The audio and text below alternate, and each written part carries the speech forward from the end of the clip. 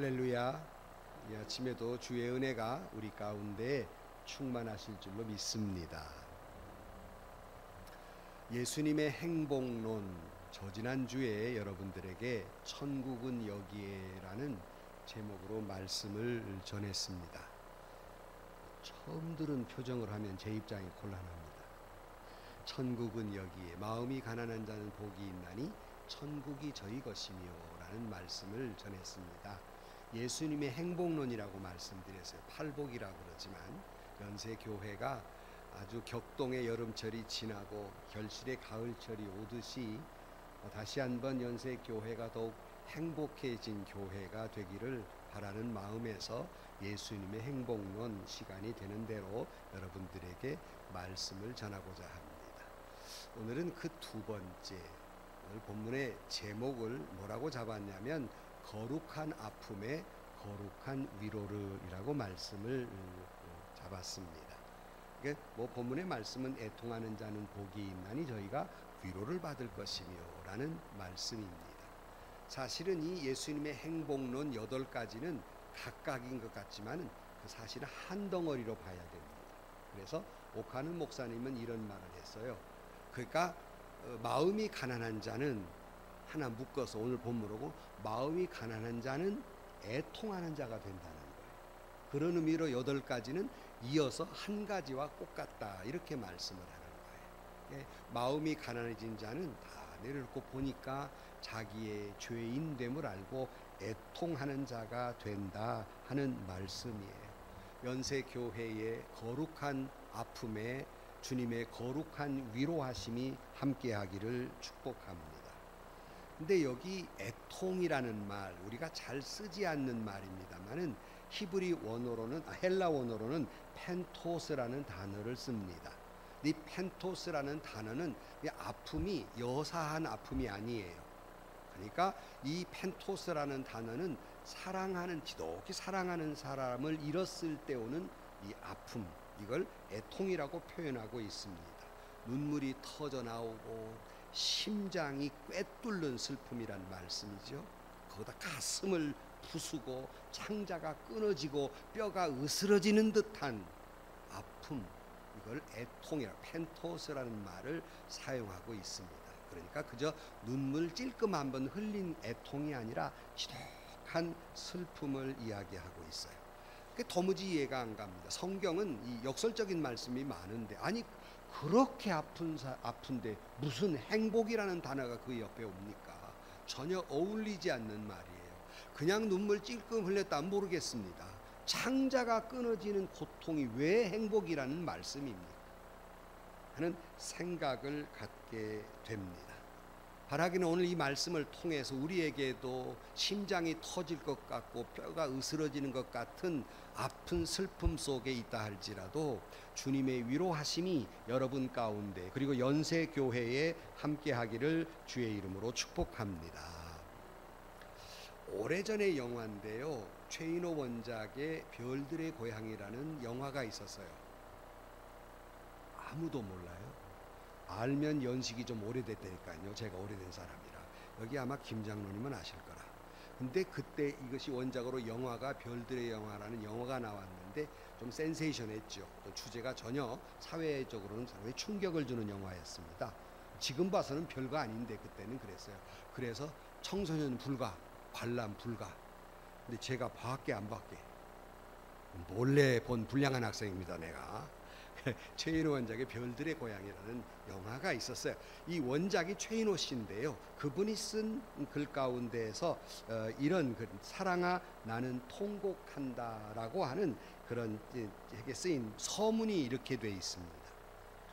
나는 통곡하며 살고 싶다.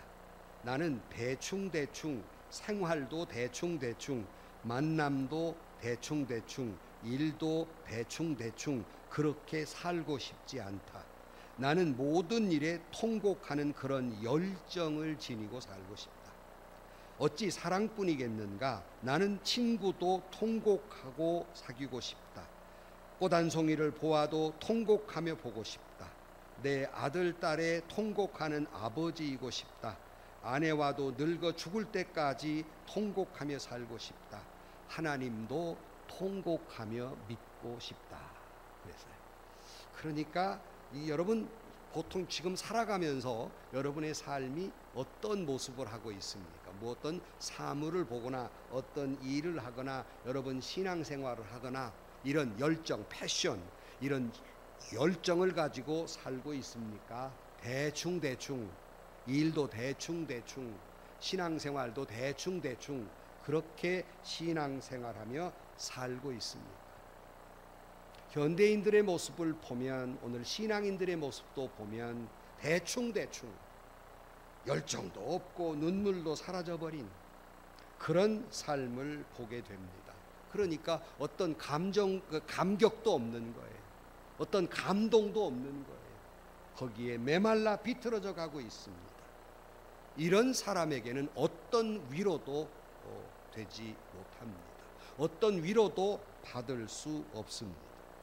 보통 우리가 쓰는 말에 비인간적이라는 말을 써요. 비인간적이라는 말, 인간미가 없다 이런 말, 그 어느 때 씁니까? 눈물도 없고 피도 눈물도 없는 사람, 이게 비인간적이라는 말을 씁니다. 눈물이 사라져 버렸어요. 오늘날 현대인들이, 오늘날 교인들이 흑한 감동도 없고 감격도 없고 메말라져 버린, 늘 여러 번 여기서 말씀드렸습니다마는 영적인 사막화가 급속히 일어나고 있다는 말이죠. 너무나도 비정하고 너무나도 냉정하고 너무나도 비열해져 버리고 말한 거예요. 그래서 요새 뭐 IQ, EQ 그러는데 이거 다 IQ는 높을지 모르지만 EQ가 제로 상태, 동감하는 마음이 없어요. 그러니까 감동도 할 줄 모르고요. 또 어떤 일이 터지면 자제 능력도 없어요. 그러니까 어떤 감격도 없고 어떤 감동도 없고 울 힘도 없고 울 마음도 없고 이런 오늘의 사회의 현상입니다. 근데 그것이 일반 사회라면 이해가 가요. 근데 교회 안에서조차 눈물을 찾아보기가 힘듭니다. 지난번에도 말씀드린 바 있습니다만 저희들 학생 때 성찬 예식을 하면 성가대에 서서 성찬 예식을 하면요, 이제 뭐 흔히 부르는 성찬 예식 찬양이 뭐예요? 웬 말인가 웬 은혜인가 주 날 위해 돌아가셨나 찬양을 부르면요, 찬양대가 우느라고 찬양이 이어지질 않았어요. 그리고 어떤 사람은 너무 고통스러우면 그걸 못 받습니다. 너무 죄송스럽고 너무 떨려서 그 성찬 찬이 오라오면 그걸 받지를 못해요. 우느라고. 아니 여러분 한 번도 안 해보셨어요 그거? 우느라고 그걸 못 받았어요. 그런 신앙이 있었다고요. 적어도 교회에 성찬 예식에 눈물을 흘렸던 그 당시의 신앙은, 한국 교회의 신앙은 너무나도 깊었고 너무나도 아름다웠고 교회는 부흥했고 놀라운 역사가 일어났어요. 오늘날 현대교회는 어떻죠? 디저트를 먹는 마음, 성찬 예식에. 제가 이리신광교회에 있을 때 새 신자가 아내인 집사님을 따라 나왔는데 잘 나오다가 교회로 안 나와요. 그 왜 안 나오냐고 신방을 갔더니 그 아내 된 집사님이, 목사님 성찬 예식에 얼마 전에 있었는데 참여를 했는데 성찬 예식을 끝나니까 제 남편이 투덜투덜 하더래요. 뭐라고 투덜투덜 합니까? 그랬더니 지들만 먹고 뭘 우리가 지들만 먹었어요? 성찬 예식 지들만 먹었다고. 목사님들이 세례 받는 사람만 먹으라 그랬잖아요. 지들만 먹고 시험 들어가지고 안 나온다. 그거 이해시키느라고 혼났습니다. 그거. 여러분은 성찬의 의미를 알고 참여하십니까? 디저트를 먹는 마음입니까?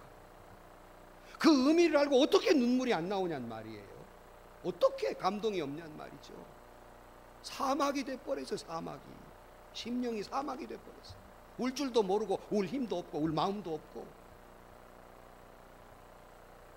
여러분, 눈물을 흘렸기에 성찬에 은혜가 있고 그 성찬 예식을 마치고 나면 내 마음속에 하나님의 거룩한 위로가 물밀듯 밀려왔어요.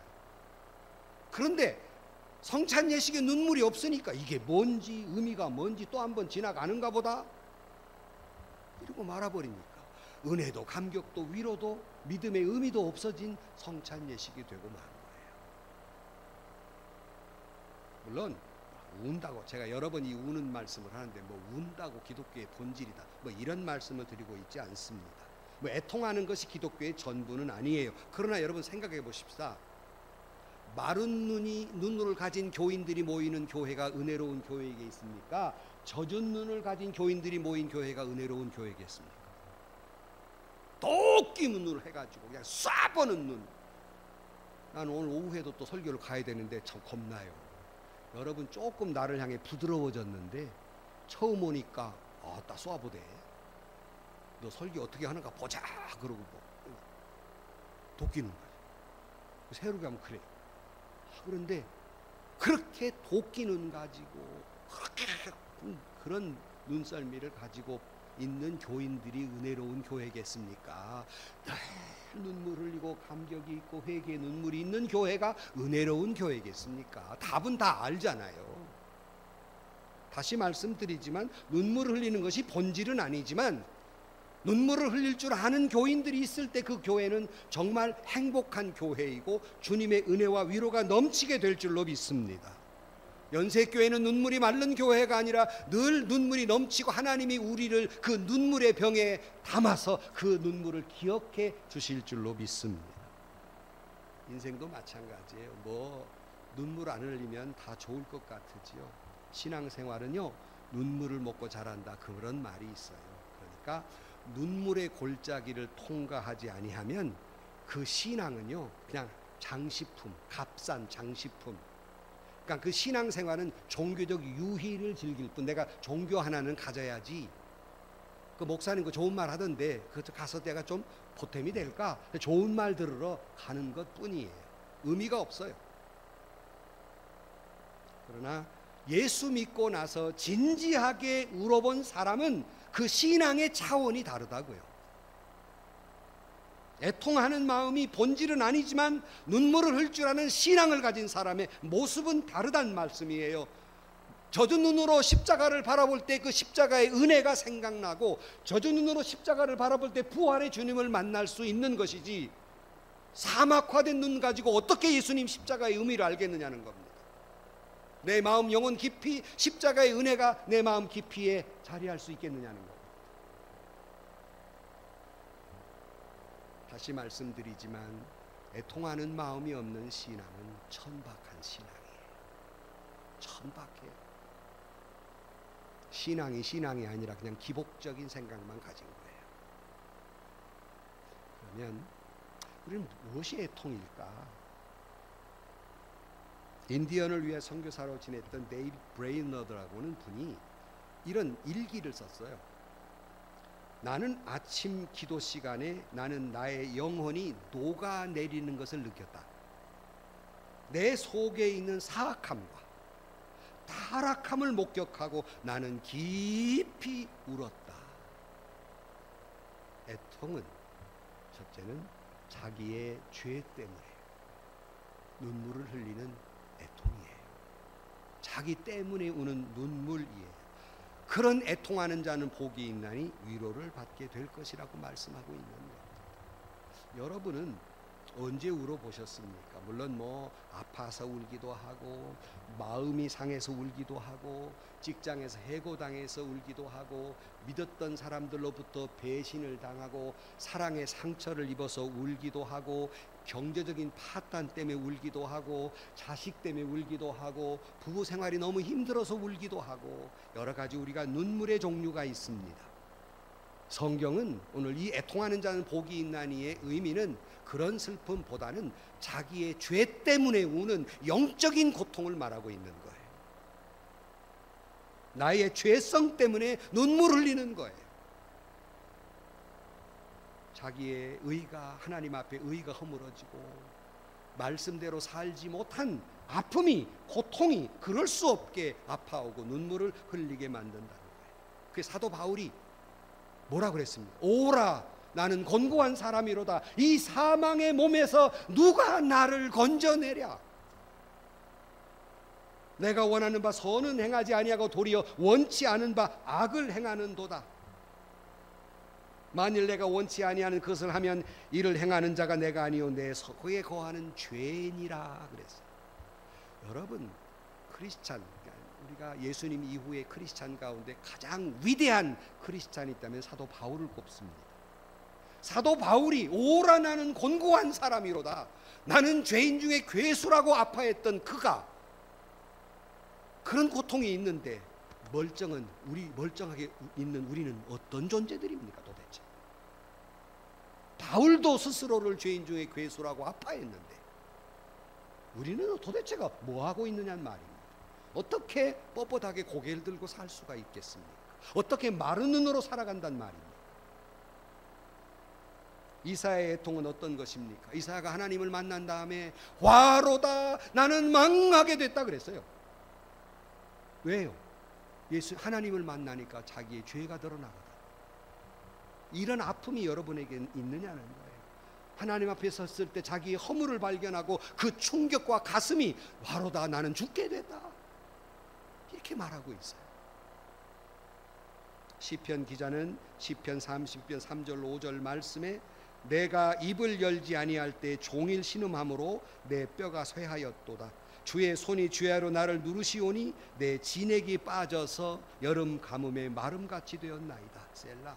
내가 이르기를 내 허물을 여호와께 자복하리라 하고 주께 내 죄를 아뢰고 내 죄악을 숨기지 아니하였더니 곧 주께서 내 죄악을 사하셨나이다. 그랬어요. 내 안에 하나님이 거룩이 있어야 되는데 있어야 될 하나님의 거룩은 없고 있어서는 아니 될 죄가 있으니 얼마나 가슴 아픈 일이냐는 거예요. 주의 성령이 내 안에 있어서 나를 다스려야 되는데 죄가 나를 다스리고 있으니 얼마나 쓰리고 아린 모습이냐는 말씀입니다. 현대인들은 존 스토트 목사님이 이렇게 말해서 현대인은 죄에 대한 회심에 혐오증에 걸려 있다. 그러니까 그리스도인들이 죄에 대해서 말하면 싫어해요. 여러분들 크리스찬들이 목사님 설교 주제 가운데 싫어하는 주제 3가지가 있다고 말씀드렸잖아요. 첫째, 죄 회개하라. 이거 듣기 싫어해요. 여러분 오늘 재수가 좀 없는가 봐. 오늘 그 설교를 들어야 되니까. 별로 인기 없는 설교는 내가 알고 하는 거예요 지금. 회개하라는 설교. 두 번째 뭐게? 알면서 모른 척하지 마세요. 헌금하라는 설교. 이거 별로 안 좋아해. 목사님 돈 좋아한다. 세 번째, 전도하라는 설교. 이거 3개 별로 인기 없는 설교. 지난주에 제가 말했잖아요. 복음을 전하지 아니하면 1000벌 받는다 그랬잖아요. 내가 벌 받는다. 내 말이 아니라 성경에 쓰여진 말을 그대로 읽어드린 거예요. 근데 내가 집에 돌아가서 좀 셌나? 회개했다니까. 우리 연세 교인들이 너무 세게 말했나? 그런데 그 내 말이 아니니까 어떻게 해요? 내가 회개는 했지만은 정말 여러분 죄에 대해서도 마찬가지예요. 아유 목사님, 아니 험한 세상 살다가 교회 가서 목사님 하나님 말씀 위로를 좀 받으려 그랬더니 뭐 죄 그래가지고 위로받기는 커녕 더 상처만 됩니다. 그건 저급한 위로를 원하는 사람들이에요. 진짜 위로는 오늘 본문에서 애통하는 자가, 자기의 애통하는 자가 하나님의 정말 진짜 위로를 받게 될 줄로 믿습니다. 근데 죄에 대해서 싫어해요. 죄에 관한 설교를 하면 진부한 설교, 멋있는 설교가 아니라 너무 고리타분한 설교를 지금 목사님 오늘 하신다 이렇게 생각을 하고 있어요. 그러나 분명하게 알 것은 여러분이 죄에 대한 설교를 싫어하지만 하나님은 여러분의 죄를 싫어해요. 이걸 알아야죠. 죄는 하나님과 우리 사이를 갈라놓고 우리로 하여금 낙원에서 쫓겨나게 했어요.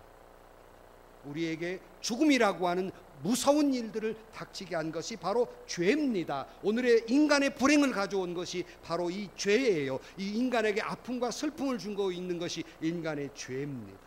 그러므로 우리는 죄성에 대해서 아파할 수 있고, 회개라고 하는 것은 내 죄 때문에 나를 꾸짖고, 다시 말씀드립니다. 회개는 내 죄 때문에 자신을 꾸짖고, 남을 꾸짖는 게 아니라 자신을 꾸짖고 자신을 깨뜨리고 자신 때문에 아파하는 그런 걸 우리는 회개라고 말합니다. 다윗이 행복할 수 있었던 근거는 죄가 없어서가 아니에요. 지독한 죄가 있었죠. 그러나 그가 행복한 왕으로서, 이스라엘 역사상 가장 위대한 왕으로서, 그리고 오늘날까지 사람들이 가장 현명한 왕, 위대한 왕 그러면 다윗을 꼽는 것은 죄가 없어서가 아니라 그의 회개의 눈물 때문이었어요. 주여 내가 죄를 지었나이다. 이 고백이 그가 죄 가운데 있었지만 그가 행복한 위대한 임금이 될 수 있었다는 말씀입니다. 베드로는 어떻습니까? 베드로는 가룟 유다보다 더 나쁜 죄인이었어요. 가룟 유다는 한 번 예수를 부인했어요. 베드로는 몇 번이요? 3번. 뭐 하면서까지? 저주해가면서 3번. 그 어떻게 가룟 유다는 영원히 나지 않았으면 좋을 뻔했던 인간으로 전락했고, 베드로는 뭐 테드로 교황, 1호 교황이라고 할 만큼 교회의 머리가 됐을까? 어떻게 그가 교회의 기본이 됐을까? 그것은 회개예요. 눈물로 하나님 앞에 회개해서. 그래서 여러분, 후회와 회개는 다르다. 가룟 유다는 어떻게 됐어요? 스승을 판 은을 집어 던지고 목매어 자살했습니다. 굉장하잖아요? 그러나 그는 후회는 했어요. 성경 어디에도 회개했다는 말이 안 나옵니다. 눈물을 흘리고 회개했다는 말이 없어요. 비록 베드로보다 더 적은 죄 가운데 있었다 할지라도 그는 영원히 나지 않으면 좋을 뻔한 사람이에요. 그러나 베드로는 보다 더한 죄를 지었으나 그가 회개했기 때문에 교회의 기초가 된 거예요. 다시 말씀, 많은 사람들이 후회는 해요. 문제는 하나님 앞에 회개를 하지 않는다는 거예요. 이게 문제인 거예요. 사도 바울이 이런 말했죠. 그러나 죄가 더한 곳에 은혜가 더욱 넘쳤나니. 그래서요, 무슨 죄를 많이 지으란 말인가? 죄가 많은 곳에 은혜가 있다는 말은 무슨 말일까? 그 말이 아니라 내가 주님을 만나보니까 이런 죄 저런 죄가 너무 많은 거예요. 그런 신앙을 가진 사람에게는 뭐가 넘쳤다고요? 은혜가 넘쳤다. 위로가 넘쳤다, 그런 말이지 죄를 많이 지은 사람에게 은혜가 있단 말이 아니에요. 자기의 죄를 깨달으면 깨달을수록 주님의 은혜는 넘치게 된다는 말이에요. 토마스 왓슨이라고 하는 분 이런 말을 했어요. 눈물의 골짜기를 지나지 않고는 낙원에 이를 수 없다. 회개하지 않고는 하나님 나라에 이를 수 없는 거예요.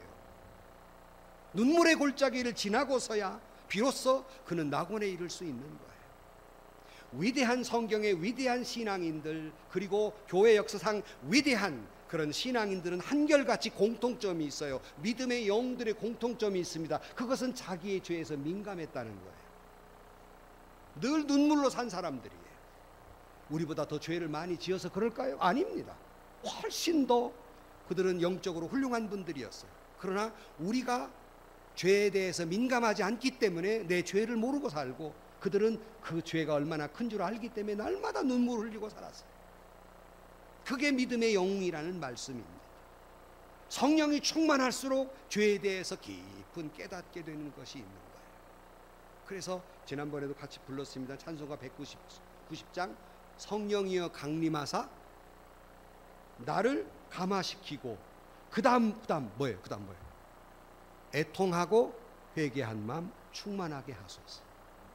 이게 성령 충만이에요, 여러분. 뭐 성령 충만하면 다다다다 방언하고 무슨 뭐 이상한 거 보고 뭐 환상 보고, 이게 성령 충만이 아니라 말씀드렸죠. 성령의 9가지 열매는 다 인격적인 거라고요. 그중에 성령 충만하면 애통하는 마음이 생겨요. 어떤 애통이요? 자기 죄에 대한 애통이 있는 거예요. 이게 성령 충만이에요. 이게 성령이 이끌린 사람의 모습이에요. 이게 고차원적인 신앙이에요. 이게 멋있는 신앙이에요. 이게 고귀한 신앙이에요. 그러므로 여러분, 애통하는 자는 복이 있나니, 첫째, 내 죄에 대해서, 내 죄성에 대해서 아파하고 눈물 흘리는 그냥 아픈 것이 아니라 내 심장이 터지고 내 뼈가 으스러지는 듯한 아픔의 고통을 느낄 줄 아는 그런 애통하는 자들이 되시기를 주의 이름으로 축원합니다. 이게 첫 번째 애통이에요. 하나만 더 말씀을 드리면, 이 애통은 자기를 떠나서 이웃에 대한 애통이에요. 이웃에 어떤 애통이 있을까? 이웃의 아픔이 나의 아픔으로 다가오는 사람. 이웃의 고통이 나의 고통으로 공감하는 사람, 사랑의 슬픔이 있는 사람, 이걸 우리는 애통이라고 그럽니다. 남의 아픔이 나에게 그대로 전달되는 거예요. 남의 괴로움이 나에게 전달되는 거예요. 그리스도인들은 눌리고 깨지고 소외되고 가난하고 고통받는 자들의 고통을 우는 자들과 함께 울라, 함께 울어주는 사람, 이것이 애통이에요. 로마 12장 15절 말씀에 우는 자들과 함께 울라 그랬잖아요. 이런 자가 위로를 받을 것이요 그랬어요. 그러나 현대인들은 남의 아픔에 대해서 외면하는 풍조가 있어요. 이웃의 고통이 나의 고통으로 전혀 전달되지 않아요. 무정하고 무관심한 그런 세대가 되어버리고 말았어요. 제가 강호동 씨의 말 가운데 제가 싫어하는 말이 있다고 그랬잖아요. 1박 2일에서, 지금은 뭐 그런 말 안 하는 것 같아요. 안 보니까 제가 TV를, 옛날에 1박 2일을 하면서 왜 걸리면 안에서 못 자고 밖에서 자야 되잖아요. 그러니까 게임을 할 때 강호동 씨가 뭐라고 외쳐요? 나만 아니면 돼! 그래요. 지금 제 친구들은 밖에서 추운 엄동설에 자야 되는데 지독한 이기주의예요. 그게 웃고 넘어갈 일이 아니라고요. 그걸 보는 사람들하고 그래, 나만 아니면 돼, 나만 아니면 되지, 뭐 아파하든 말든지 간에 지독한 나쁜 영향을 주는 거예요. 우리도 모르는 사이에. 여러분도 속으로 그러자, 나만 아니면 되지 그러지. 얼마나 이기적인 거예요. 전혀 아파할 줄을 몰라요. 그대로 오늘 사회 현상을 그분이 보여주고 있는 거예요. 그래서 아브라함 링컨은 노예 해방운동을 했잖아요. 그분이 이런 말했어요. 남의 등에 떨어지는 채찍에 대해서 아파할 줄 모르는 사람을 나는 불쌍히 여긴다. 좀 복잡해요? 남의 등에 채찍이 떨어질 때 함께 아파할 줄 모르는 사람은 불쌍한 사람이라는 거예요. 동감할 줄을 몰라요. 이탈리아의 작가 이그나치오 실로레라는 사람이 나는 왜 공산주의자가 됐는가? 그는 그래서 자기의 일화를 소개하고 있습니다. 나는 왜 공산주의자가 됐는가? 그는 5살 때 주일날 예배당에 예배를 드리고 막 교회당 계단을 이렇게 내려가는데 그 앞에서 사건이 하나 벌어졌어요. 웬 여성이, 연약한 여성이 이 큰 개한테 물리고 있는 장면 보인 거예요. 큰 개가 덮쳤으니 얼마나 물어뜯고 난리했겠어요. 피 철철 흘리고. 그런데 막 예배를 드리고 나온 교인들 그 누구도 말릴 생각이 없었어요. 쳐다만 보고 쳐다만. 그것도 기가 막혔는데 사건이 끝난 다음에 이 여인 너무나도 억울하고 그러니까 경찰에 고소를 했어요. 그러면 증인이 있어야 될 거 아니에요. 그 많은 예배 막 마치고 나온 그 교인들이 다 봤어요.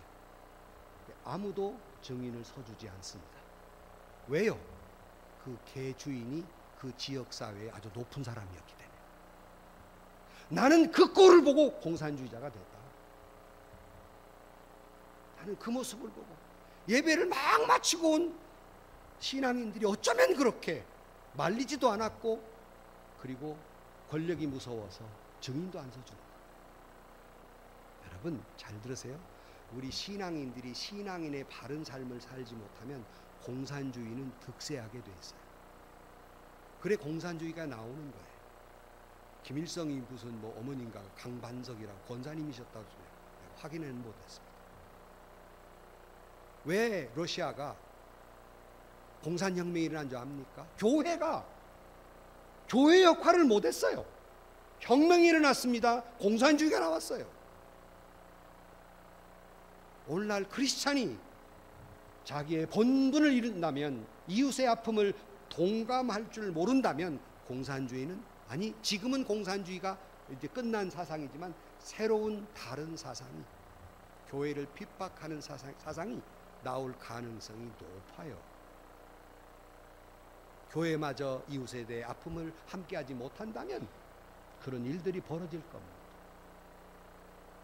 최근에 며칠 전에 우리나라에 경사가 났죠. 은일이요 또 뭔 경사래? 왜 뉴스를 안 보십니까? 아시죠? 한강이라고 하는 우리 여러 작가가 노벨 문학상을 받았어요. 그래서 김대중 대통령이 받은 건 조금 격이 낮은 상이에요. 그러니까 메인 상이 바로 이 문학상이에요. 근데 여기 일본 하루키라는 분도 거기에 대상자가 나오고, 여러분도 그분 책을 읽으셨죠? 책 좀 읽어요 좀. 근데 그분들의 책은 저는 봤어요. 중국 작가. 근데 이 한강이라는 분의 책은 안 읽어봤어요. 근데 이분이 노벨 문학상을 받습니다. 정말로 쾌거고요. 아시아 여성으로서 노벨 문학상은 처음 탄 거예요. 굉장한 일이죠. 우리가 또 자부심을 느낄 수도 있고요. 그 말씀을 드리려고 하는 것이 아니라, 이분이 공식적인 기자회견을 안 했습니다.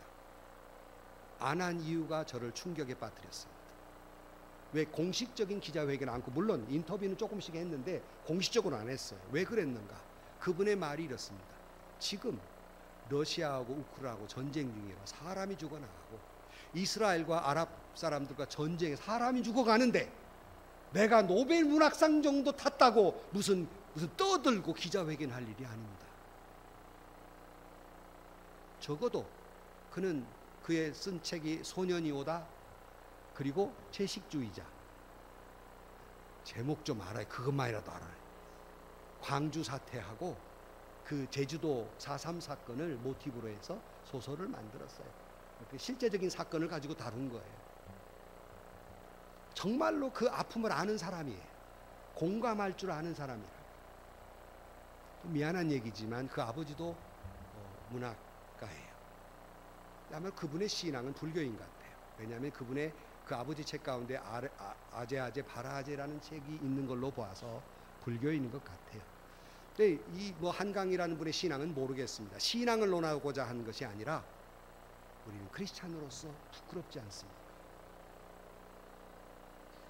남의 아픔을 내 아픔으로 다가오지 못하는, 추위에 굶주리고 고통하는 사람들에 대해서 아무런 감각이 없고, 전쟁의 공포 속에 있는 어린 아이들의 울부짖음을 보면서 아무런 감각이 없다면 우리가 불쌍한 사람이잖아요. 저는 평생 잊을 수 없는 그 신문 기사 하나 잊을 수 없어요. 베트남 전쟁 때 그 아주 플리처상을 받았는데, 그 어린 소녀가 등에 불에 대어가지고 발가벗은 모습, 울고 뛰어나오는 그런 모습. 또 안 보셨어요? 그 유명한 사진이에요, 그것이. 저는 그때 받은 고등학교 때 충격은요, 이루 말할 수 없습니다.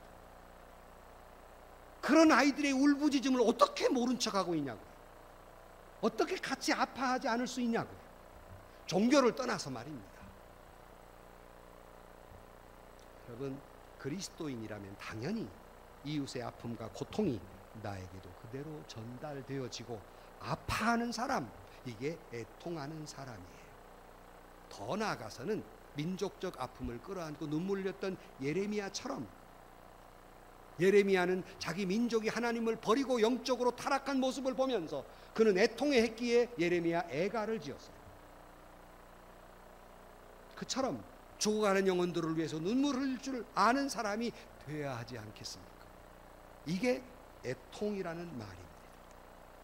연세교회 교우 여러분, 여러분이 민족을 향한 애통이 있을 때 나라가 삽니다. 여러분이 교회를 위해서 애통이 있을 때 교회가 삽니다. 애통인 자는 복이 있나니 그랬습니다. 예레미야의 이 눈물은 그 민족을 살렸어요. 결국 포로 생활에서 돌아와 다시 한번 회복하는 놀라운 역사가 있듯이, 오늘 저와 여러분에게 이런 이웃의 아픔을 함께 울어주는 가 함께 우는 저와 여러분들이 되셔서 다시 한번 이 민족이 살고 교회가 살고 나라가 살고 인류가 살기를 주의 이름으로 축복합니다. 그런데 여기 끝으로 애통하는 자에게 위로를 한다 그랬는데, 이 위로라는 말은 팔라칼레오라는 헬라어 단어를 쓰고 있어요. 그 뜻은 뭔가? 이 뜻이 너무나도 좋아요. 팔라칼레오라는 말의 뜻은 하나님의 따뜻한 사랑이 가까이 다가온다, 그런 뜻이에요. 나만 감동 오고 있네. 여러분 전혀 감동이 안 옵니까? 하나님의 따뜻한 사랑이 내게 가까이 온다는 거. 어떤 사람에게? 애통하는 사람에게. 자기 때문에 눈물을 흘리고 이웃의 아픔 때문에 가슴을 치는 자에게는 하나님이 따뜻한 사랑으로 다가오신다는 말씀. 여러분에게도 그런 놀라운 은혜와 역사가 있기를 주의 이름으로 축복합니다. 그래서 어거스틴이 회개록에서 참회록에서 이렇게 말합니다. 나는 죄를 깨달으면 깨달을수록 그렇게 비참해질 수가 없다. 그런데 그러면 그럴수록 주님은 나에게 점점 더 가까이 오셨다. 이게 위로란 말씀이에요. 하나님이 못 하시는 것이 있습니다. 회개하지 않는 자에게는 위로하지 않아요. 못 하세요. 본성이 그렇게 하지 않습니다. 회개하는 자를 하나님은 위로하신다는 말씀이에요. 시편 50편 17절 말씀에 하나님께서 구하시는 제사는 상한 심령이라 하나님이여 상하고 통회하는 마음을 주께서 멸시하지 아니하시리로다. 히스기야는 이사야 38장 5절 말씀에 내 기도를 들었고 내 눈물을 보았노라 주님 말씀하고 있습니다. 물론 우리가 눈물을 흘리고 애통해하고 절박하게 기도해도 그 사람의 질병이 당장 낫지도 않고 오늘의 가난이 당장 해결되지도 않고 오늘 내 가정의 부부의 문제도 해결되지 않고 오늘 교회의 문제도 해결되지 않지만 그러나 그런 속에서도 눈물 흘리며 애통하는 자에게 주님의 따뜻한 위로가 여러분에게 가까이 다가오시는 줄로 믿습니다. 그리고 나아가서 그 눈물을 닦아주는 날이 반드시 올 줄로 믿습니다. 이것이 애통하는 자에게 주시는 하나님의 축복이에요. 그러므로 여러분이 무슨 일 때문에 눈물을 흘리든지 내가 어쩌다가 이 신세가 돼서 신세 한탄을 하고 눈물을 흘리며 불행하다고 생각하지 마시고 내가 지금 흘리는 눈물은 하나님이 반드시 들으시고 보시며 알았고 그리고 지금은 당장 이 문제가 해결되지 않지만 언젠가는 주님이 내 모든 문제를 해결해 주실 것을 믿고 주님의 위로를 받는 여러분들이 되시기를 축복합니다. 고린도후서 1장 3절 이하에 뭐라 그랬습니까? 찬송하리로다. 그는 우리 주 예수 그리스도의 하나님이시요 자비의 아버지이시요 모든 위로의 하나님이시며 우리의 모든 환난 중에서 우리를 위로하사 우리로 하여금 하나님께 받는 위로로서 모든 환난 중에 있는 자들을 능히 위로하게 하시는 이시로다. 그리스도의 고난이 우리에게 넘친 것과 같이 우리가 받는 위로도 그리스도로 말미암아 넘치는도다. 여러분, 우리가 살아가면서 매 순간마다 일마다 다시 한번 나의 죄성을 깊이 깨닫고 아파하고 그리고 고통스러워하고 눈물을 흘릴 때 주의 성령께서 여러분에게 다가오셔서 따뜻하게 안아주시고 품어주시고 위로해 주실 줄로 믿습니다. 거룩한 아픔에 하나님은 거룩한 기쁨을 줍니다. 하나님은 상한 심령을 좋아하십니다. 하나님은 회개하는 자를 회복시켜 주십니다. 우는 자들과 함께 울어주는 자에게 나에게 기쁨과 웃음을 줄 것입니다.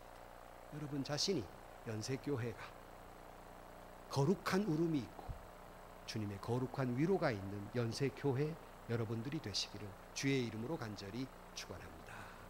기도하십시다.